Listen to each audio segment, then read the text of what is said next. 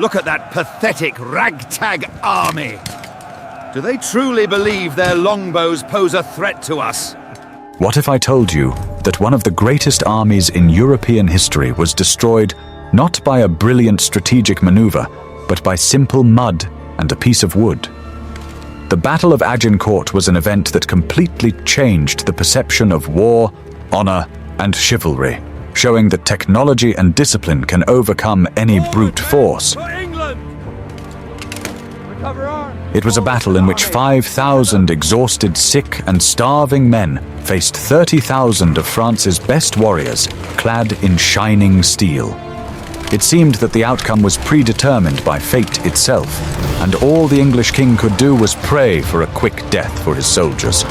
But history decided otherwise, turning the French numerical superiority into their main weakness and trap.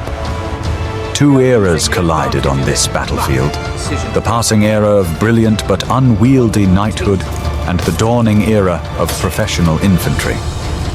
We are used to thinking that the one with more people and a richer treasury wins, but Agincourt proved that overconfidence kills more surely than the enemy's sword.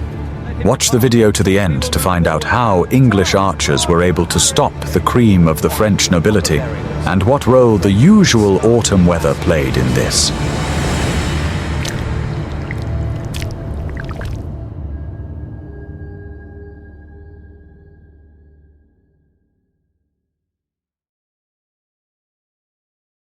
What if I told you that this entire bloody campaign was launched solely so that one man could prove his right to the crown?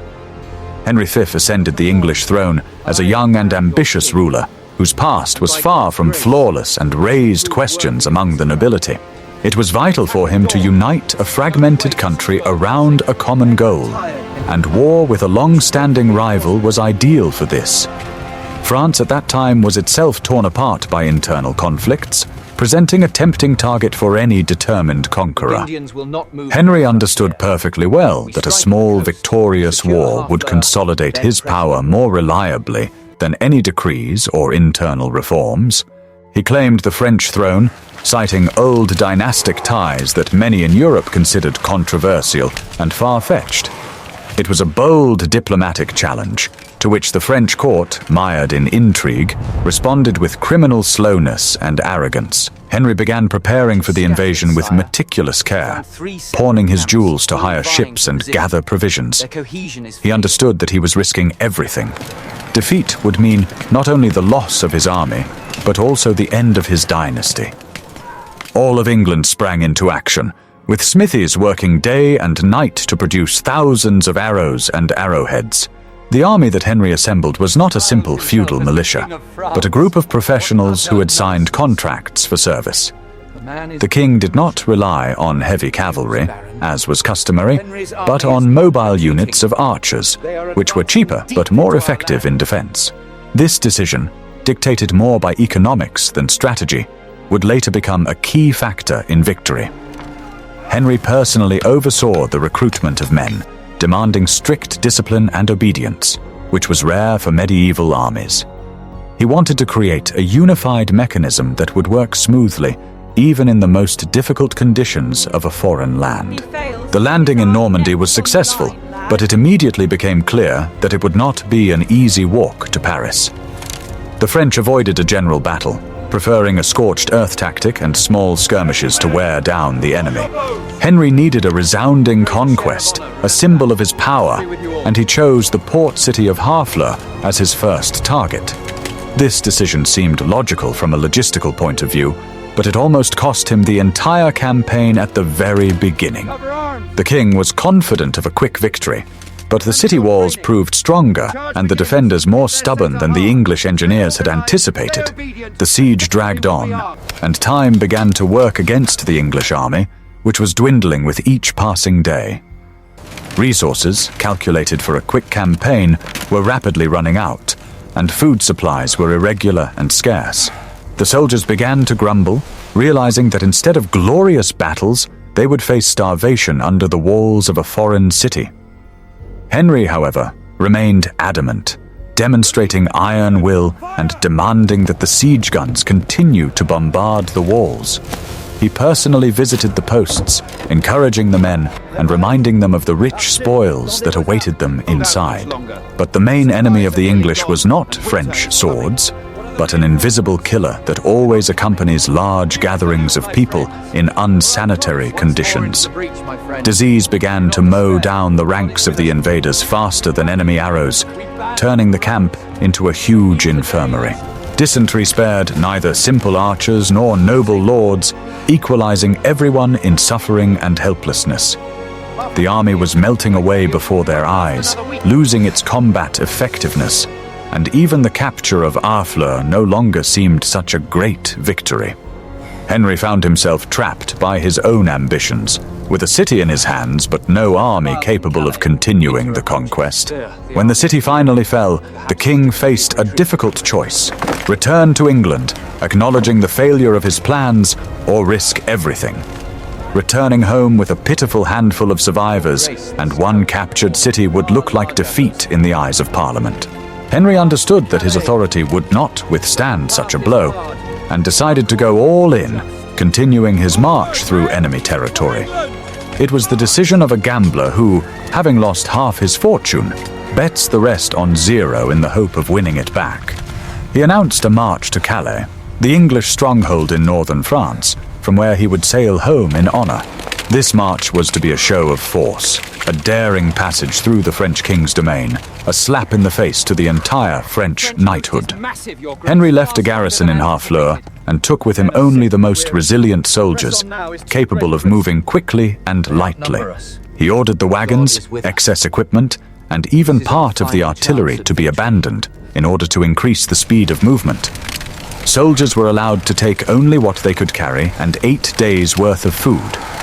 It was a desperate move that turned the army into a flying squad, cut off from supply lines and assistance.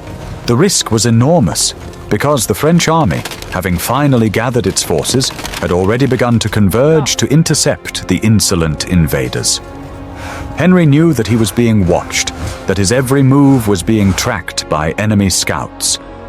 But he believed in his luck and in the discipline of his men, hardened by battle and deprivation. The king bet on speed and surprise, hoping to reach Calais before the French could organize a blockade. Do you think this decision was a display of brilliant courage or reckless madness bordering on suicide? Write your opinion in the comments, and don't forget to subscribe to the channel.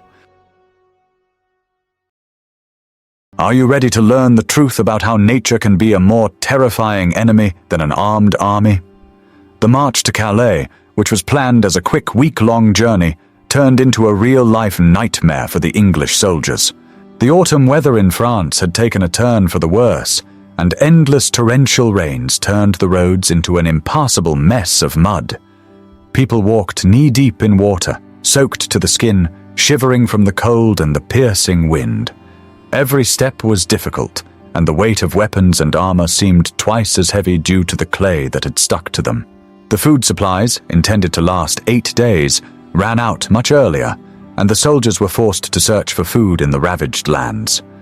The local population hid their supplies or stole livestock, leaving the English with only empty barns and scorched fields. Hunger became a constant companion of the army, forcing people to eat berries, roots, and even the raw meat of fallen horses.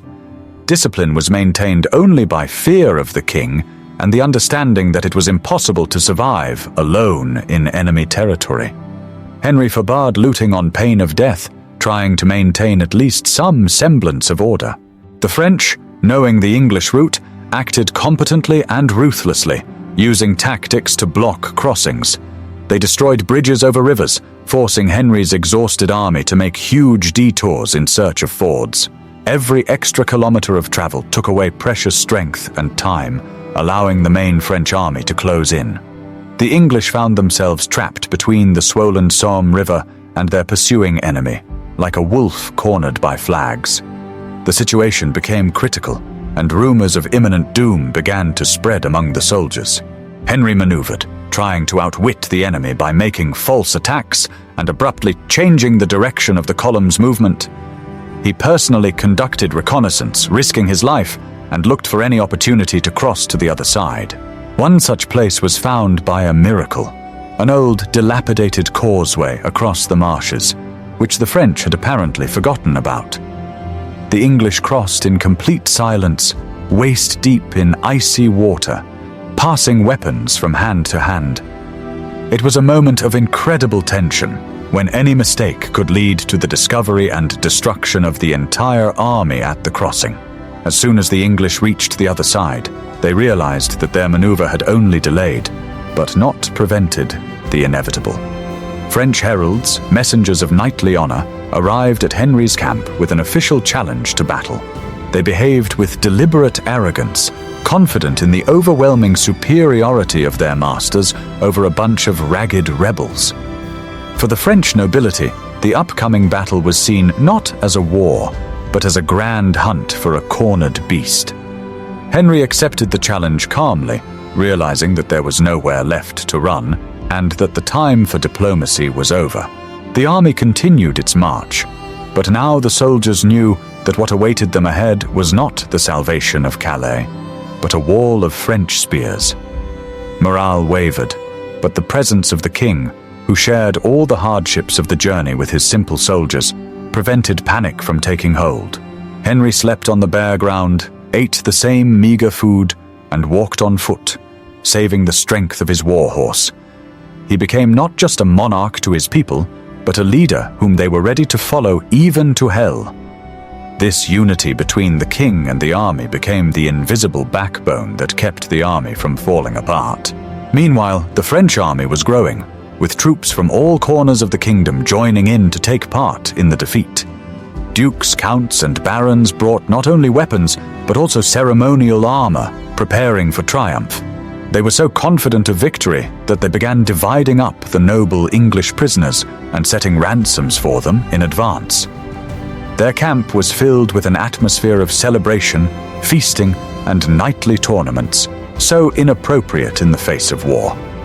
The French forgot the main rule of war: never underestimate an enemy who has nothing to lose. The English, on the other hand, moved in gloomy silence, saving every word and every movement to conserve what little energy they had left. They understood that their only chance was discipline and faith in their weapon, the longbow.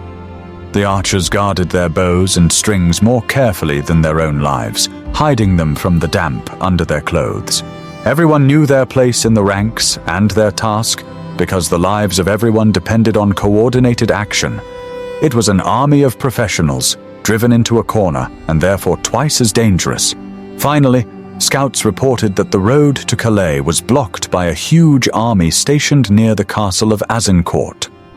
The field that the French had chosen for battle was a narrow space between two dense forests. It was the only passage, and the English had to fight their way through it or die on the spot. Henry stopped the army and ordered them to prepare for the night, knowing that the fate of England would be decided tomorrow. A heavy anticipation hung in the air, saturated with the smell of rain and fear. In the next chapter, you will learn how one sleepless night can change the outcome of a battle even before the first sword is struck, and why silence is more frightening than noise. Want to know a secret that will change your perception of knightly valor? The night before the Battle of Agincourt was a vivid illustration of how differently the two armies viewed the upcoming event. The French camp, huge and brightly lit by thousands of bonfires, resembled a fair or a gathering of nobles. The noise, laughter, clinking of cups, and loud arguments about who would attack first could be heard for miles around. The French knights, fired up by wine and the anticipation of easy glory, even played dice to see who would capture King Henry himself. For the French nobility, war was a ritual, a way to demonstrate their prowess and obtain a rich ransom for prisoners. They did not perceive English archers as a serious threat, considering them rabble unworthy of fighting noble lords. This caste arrogance blinded them, preventing them from assessing the real situation and the characteristics of the terrain. The command was fragmented. Each noble lord considered himself the leader and did not want to obey general orders. In this chaos of ambition, all strategy was lost, giving way to personal vanity. In the English camp, located just a kilometer away, there was a completely different, deathly silence. Henry forbade any noise under penalty of immediate cutting off of the ears, and this cruel order was obeyed without question.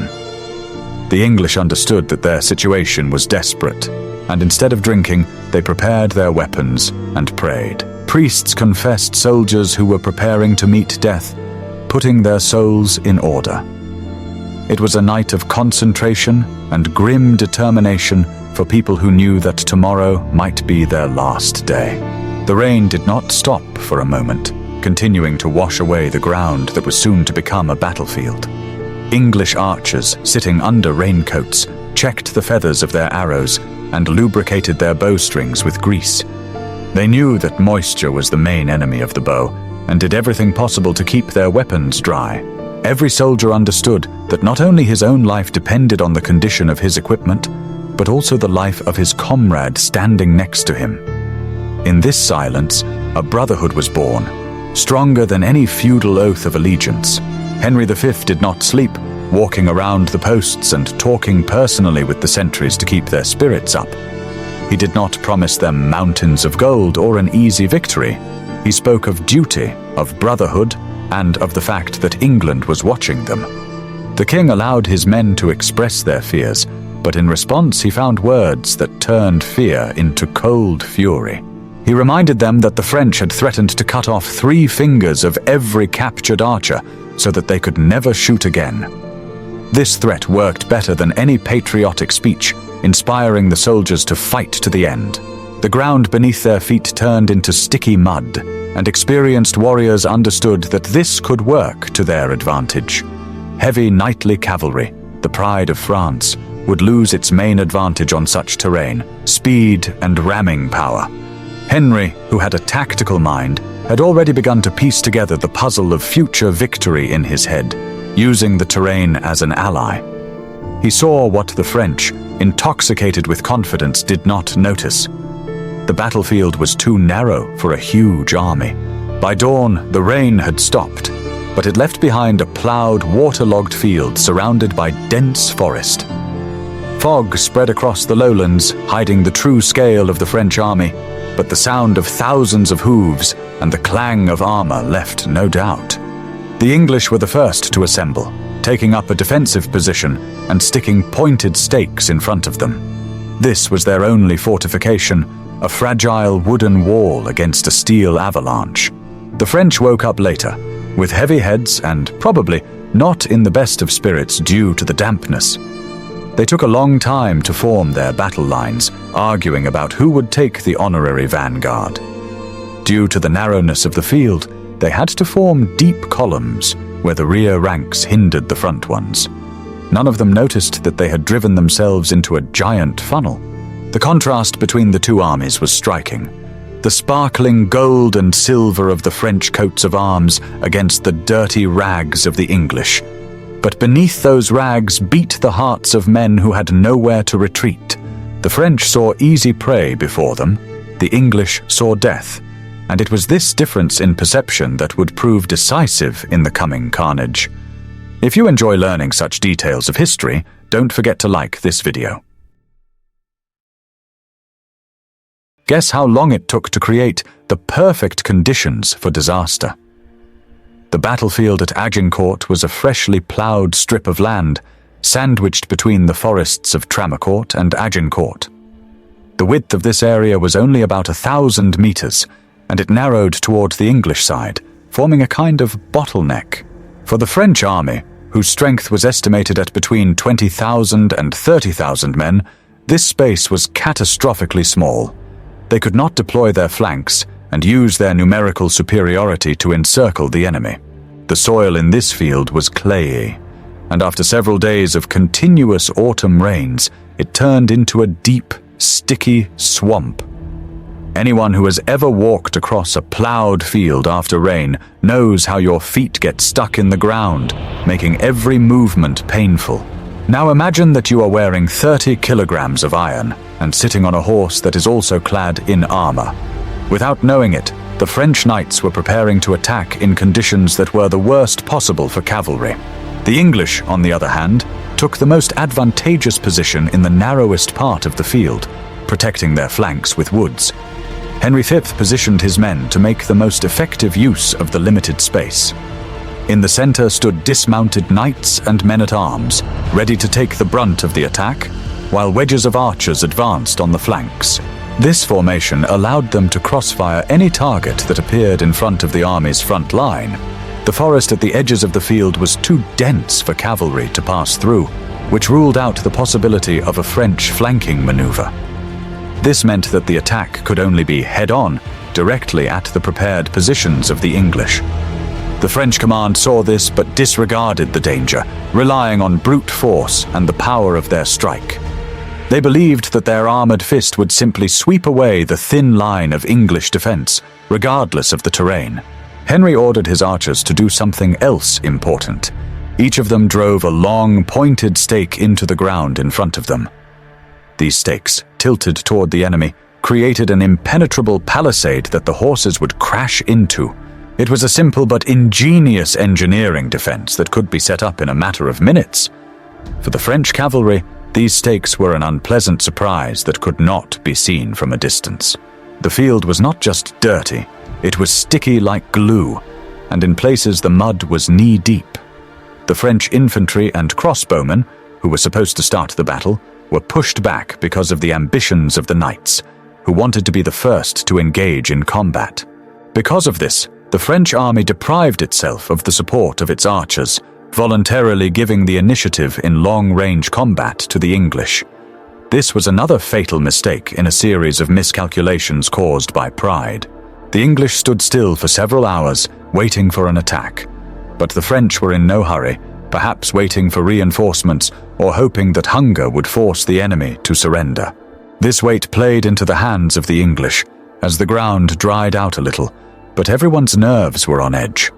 Henry understood that they could not stand still for long. The men were cold and hungry, and their strength was waning. He needed to provoke the enemy into attacking, to force them to make a mistake. It was the geography of the battlefield that became the silent participant in the battle, determining its course. The narrowness of the space prevented the French from realizing their numerical superiority, turning their huge army into an unmanageable crowd. The mud deprived them of their maneuverability and speed, turning elite knights into slow targets. The forest protected the English from encirclement, allowing them to concentrate all their forces on a frontal attack. All these factors combined to create the perfect trap into which the French walked with their eyes wide open. They saw the field, they saw the mud, they saw the forest, but their arrogance prevented them from seeing the danger. They were convinced that the laws of physics and tactics did not apply to noble blood. But nature does not distinguish between titles, and mud holds a peasant and a duke equally.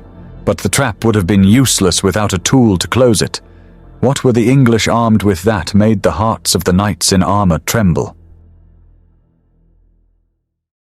The main hero of the Battle of Agincourt, apart from the king himself, was the English longbow, a weapon that became legendary.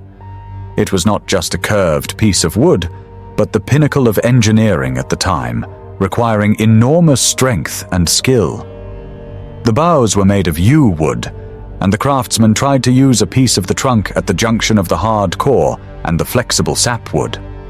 This gave the weapon incredible elasticity and power, allowing it to send an arrow hundreds of meters with deadly force. The tension of such a combat bow reached 150 to 160 pounds, which is about 70 kilograms. Try to imagine that you need to lift an adult with one hand. This is exactly the effort that an archer exerted with each shot. To master this art, it was necessary to train from early childhood, literally deforming one's skeleton under the strain. Archaeologists find skeletons of English archers with curved spines and thickened bones in their left arms, which indicates superhuman exertion. The rate of fire of an experienced archer was phenomenal for that era. He could shoot up to 10 to 12 arrows per minute. Considering that there were about 5,000 archers on the battlefield, this meant that up to 50-60,000 arrows per minute could rain down on the French. It was a veritable shower of death from which it was impossible to hide or dodge. The sky literally turned black, and the roar of thousands of bowstrings and the whistling of arrows exerted tremendous psychological pressure. But it was not only the bows that mattered, but also the arrows used by the English. They used special needle-type arrowheads known as bodkins. These were narrow, heavy, faceted tips made of hardened steel, designed specifically to pierce chain mail and find vulnerable spots in armor. Even if such an arrow did not pierce solid cuirass, it possessed enormous kinetic energy, capable of knocking a person off their feet or causing concussion. Even a non-fatal arrow wound to a horse caused the animal to panic and suffer uncontrollable pain. Wounded horses reared up, threw off their riders, and crashed into neighboring ranks, breaking formation. Against cavalry, the bow was a weapon of mass destruction, turning an organized attack into chaos. English archers knew that they had to shoot at the horses first in order to slow down the knights and deprive them of their mobility. It is important to note that archers were not knights. They were commoners, yeomen, free peasants. For the French nobility, it was an unthinkable insult to die at the hands of a peasant with a wooden stick. This class contempt also played a role. The French hated archers and sought to destroy them, forgetting to be cautious. But it was these peasants who turned out to be the most disciplined and deadly part of the English army. The archers were not positioned in a solid line, but in wedges, which allowed them to fire crossfire at the advancing columns. This created areas of continuous destruction, where arrows struck the enemy not only in the forehead, but also in the less protected sides. This tactic required iron discipline. They had to shoot in volleys on command, not at random. The archers' commanders directed the fire like conductors of an orchestra, directing clouds of arrows where they were most needed. Each archer had a supply of arrows stuck in the ground in front of him for quick reloading. When the arrows ran out, special bearers delivered new bundles from the supply trains. This battle logistics was fine-tuned to perfection so that the flow of deadly metal would not dry up for a second. The English bow was a weapon that required not only strength, but also organization.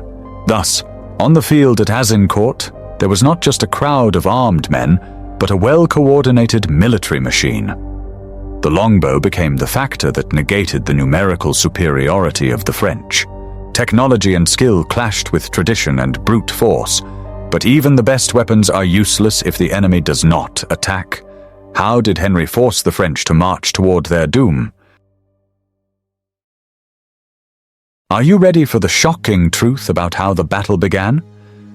The armies stood facing each other for several hours, and this waiting worked against the English. Henry realized that his men were weakening from hunger and cold and decided to take an unprecedented risk to move his position forward. He ordered his archers to pull out their stakes, move several hundred meters closer to the enemy, and drive them back into the ground. It was a moment of incredible vulnerability. If the French had attacked at that moment, the English army would have been destroyed without resistance. But the French missed this opportunity, probably due to chaos in their command, or simply because they could not believe their eyes. The English took up a new position, now within direct bowshot range, and rebuilt their defensive palisade. Finding himself within striking distance, Henry ordered the first volley to be fired to provoke the enemy. Thousands of arrows flew into the air and rained down on the French front lines, spreading panic and death. This bold move worked like a red rag to a bull. The French knights, enraged by the barrage, could wait no longer. Without waiting for a general order and without coordinating their actions, they rushed into the attack, eager to get to the insolent enemy as quickly as possible.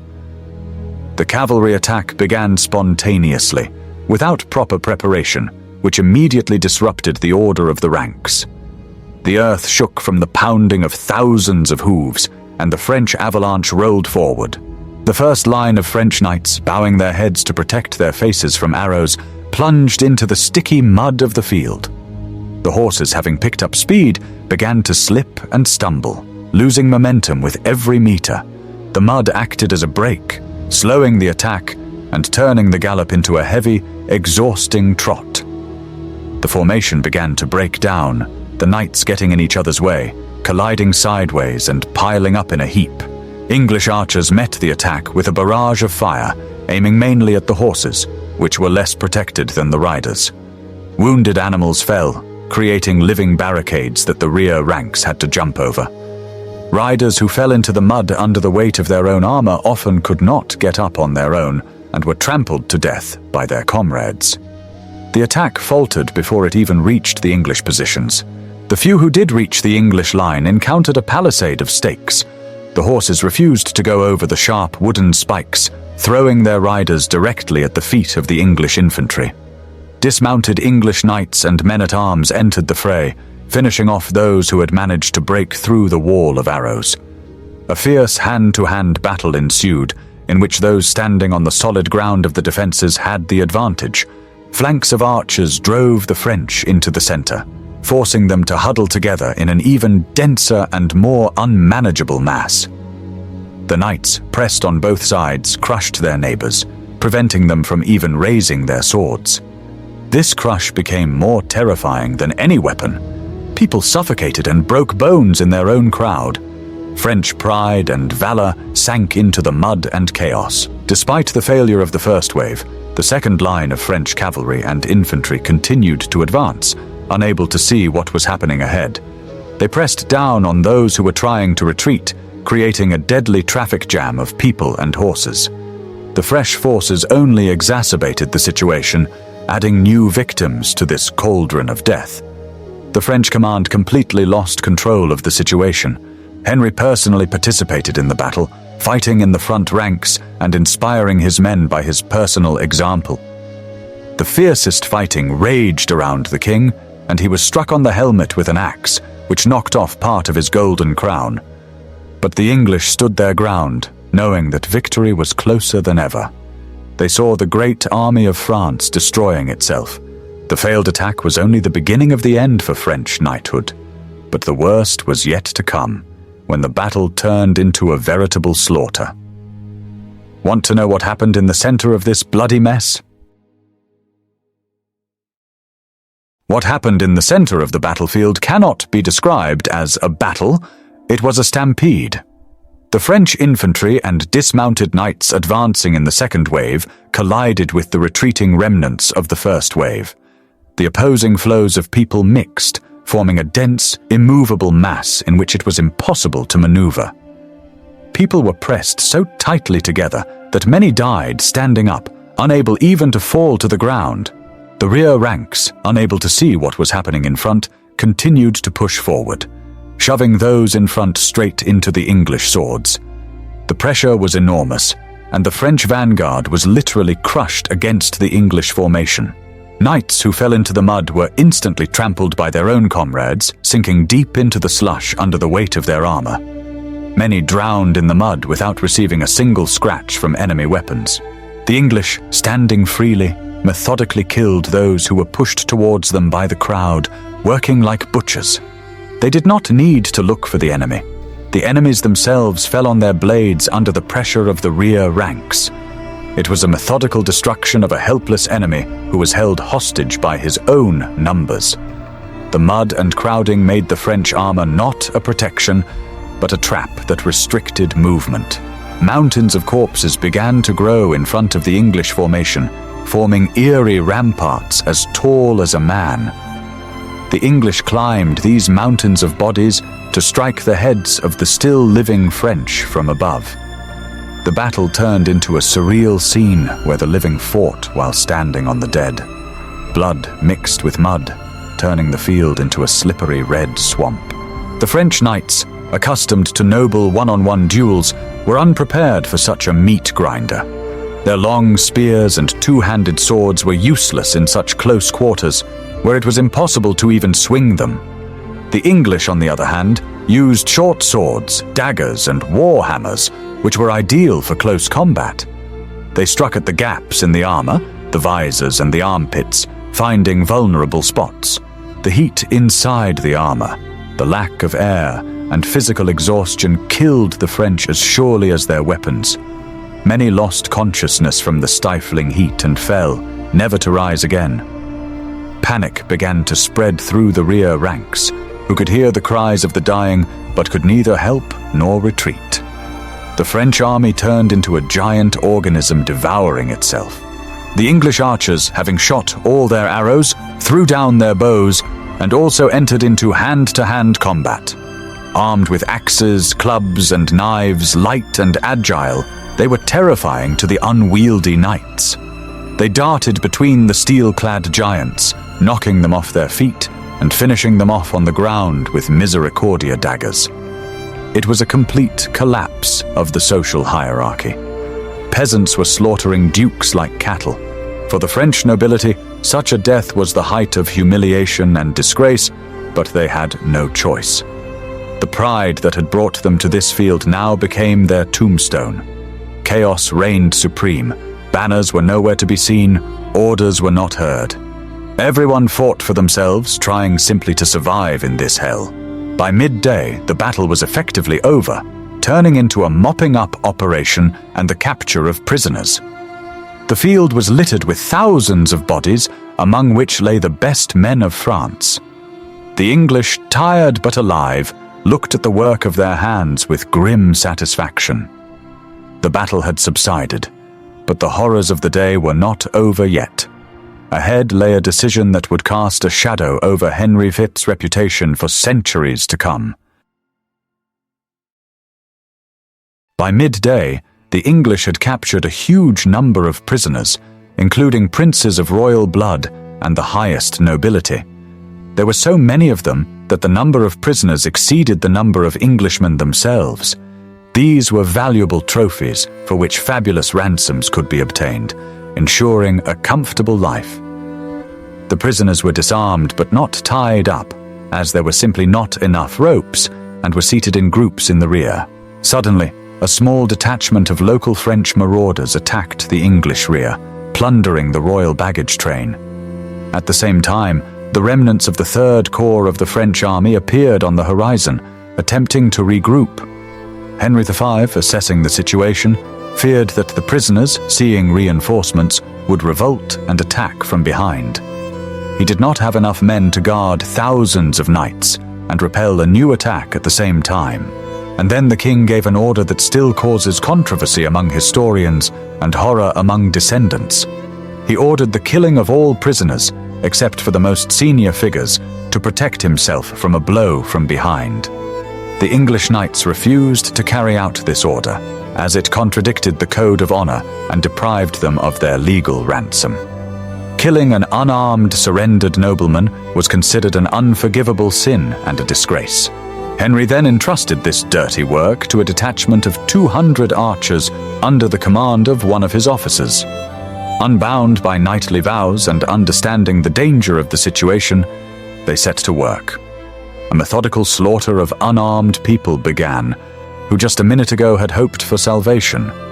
French nobles were killed with axes, their throats cut, and finished off with clubs right in front of their comrades. It was a scene of monstrous cruelty, violating all the rules of war of that time. The prisoners, encased in armor, could not resist and died like cattle in a slaughterhouse.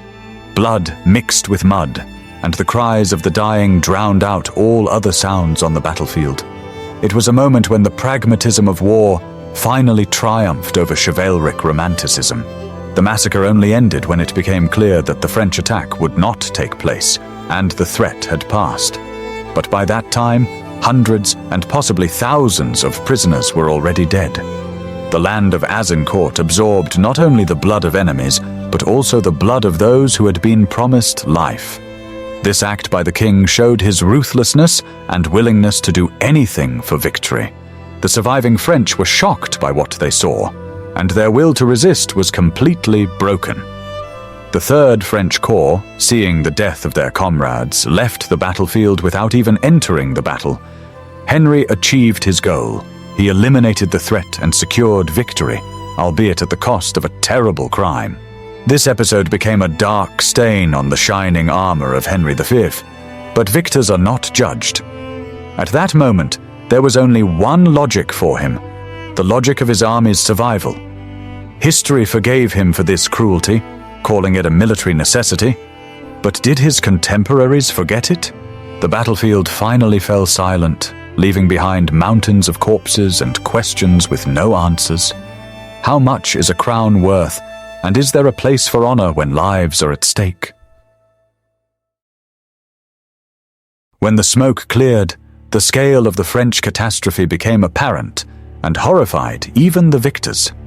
About 6,000 Frenchmen were left lying on the battlefield, and almost all of them were members of the nobility. In a single day, France lost its constable, admiral, several dukes, 90 counts, and 1,500 knights. It was the decapitation of a nation, the destruction of an entire generation of administrators and military leaders. English losses, according to various estimates, ranged from 100 to 500 men, which seems incredible given the scale of the battle. Among the dead were the Duke of York and the Earl of Suffolk, but the bulk of the army survived. Such a ratio of losses, 1 to 10 or even more, is unique in military history. It was not just a defeat, it was the complete annihilation of the enemy's military elite. Henry V toured the battlefield, which now rightfully belonged to him, and named it after the nearest castle, Agincourt. He ordered his dead to be buried with honors, while the French bodies were left in mass graves. The captured dukes and counts who had escaped the massacre were sent to England to become the king's living trophies. Their ransom subsequently enriched the English treasury and allowed the war to continue. This victory made Henry VIII the most popular king in English history, a national hero. It legitimized his claim to the throne and silenced all his critics at home. France, meanwhile, was plunged into mourning and chaos, having lost its defenders and leaders. The road to further conquests was open. Agincourt became a symbol of the end of the era of chivalry, proving that infantry and archers could decide the outcome of wars. Shiny armor and pedigree no longer guaranteed victory and life on the battlefield. War was becoming a matter for professionals, where discipline was more important than personal valor. The English success was due not only to tactics, but also to fatal mistakes by the French command. Pride, disunity, and contempt for the enemy cost France dearly. It was a cruel lesson that showed that underestimating the enemy is the shortest path to defeat. The Battle of Agincourt went down in history as an example of spirit triumphing over strength, skill over numbers. It showed that even in the most hopeless situation, there is a chance of victory if you are prepared to fight to the end. However, despite the triumph, this victory did not bring an immediate end to the 100 Years' War. It only became its most vivid and bloody episode. England still had many years of struggle ahead of it to hold on to what it had conquered. But on that day, on the muddy field near Agincourt, the impossible became possible. The myth of the invincibility of French knighthood was trampled into the mud by English boots.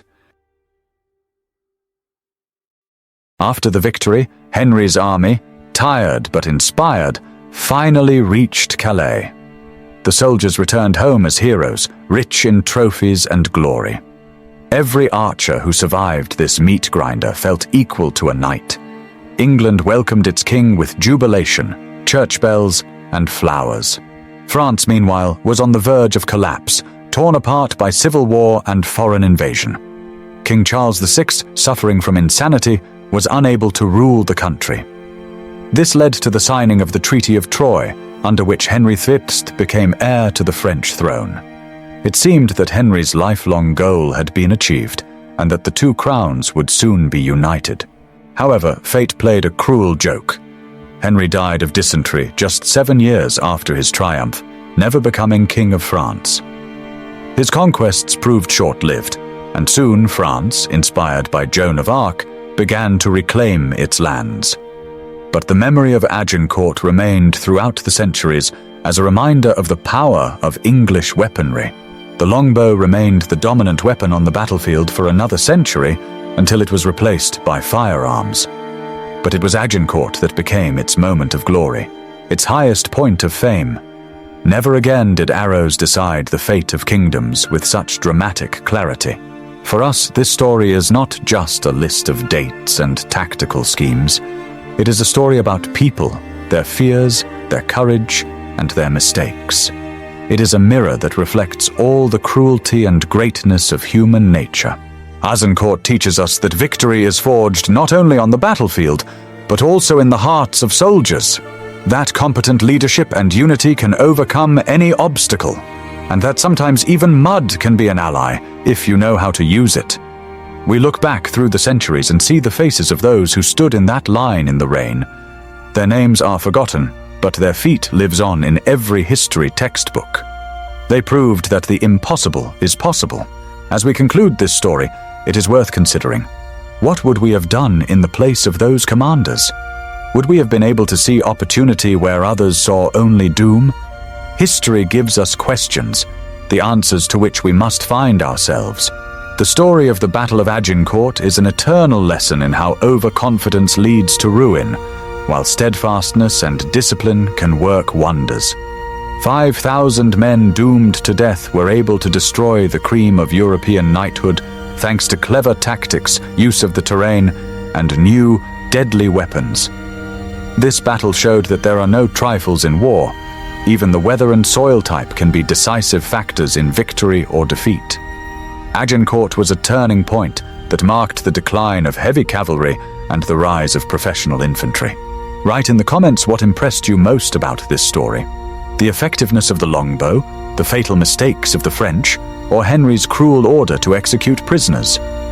And of course, subscribe to the channel so you don't miss new exciting stories about the great battles of the past.